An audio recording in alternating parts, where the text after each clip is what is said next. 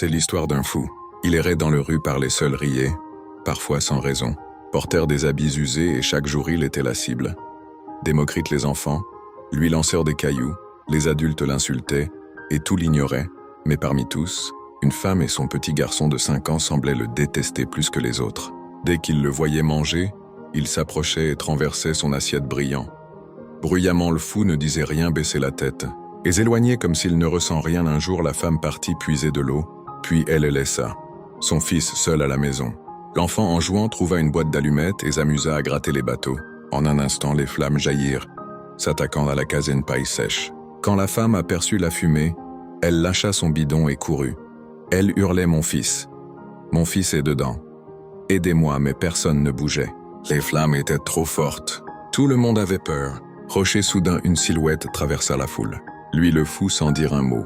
Il se jeta dans la case en feu, les flammes à gauche, une poutre en feu à droite et pourtant quelques instants plus tard, il ressortit le garçon dans le bras.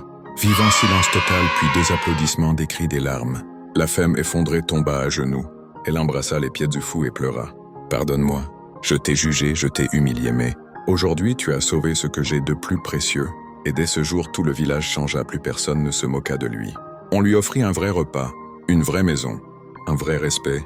Moralité: ne juge jamais quelqu'un parce que tu vois de l'extérieur. Le cœur pur ne fait pas de bruit, mais il agit quand tout le monde recule.